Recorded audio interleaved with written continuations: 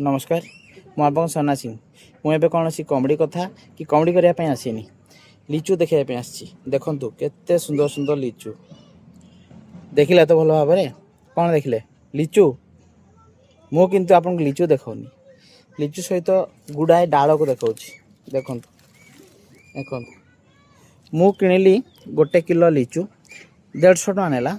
किंतु एथिरे डाल अधारू अधा अच्छी डाल मान लिचु जदि अधा हम तार डाल अधा हम तेणु मु आश्चर्य होची जे आमे लिचु किणुचे ना डाल किणुचे पैसा देकी आमे ए डाल किणुचे ए डाल पत्र कौन खाइबा कि आमे ए पत्र ए डाल आमे कि डाल पत्र खाइबा आमे लिचु खाइबा लिचु को किणुचे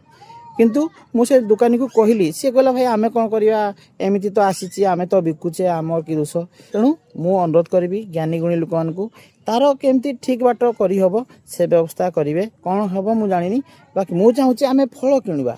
लिचु किणवा डाल पत्र को पैसा दे कौन किणवा आम तो खाइबानी ना ताकू कौन कराहब से व्यवस्था करूँ नचेत आम सब ग्राहक मैंने ठकिवा एमती डाल को पत्र को पैसा दे किणवा बाध्य हवा।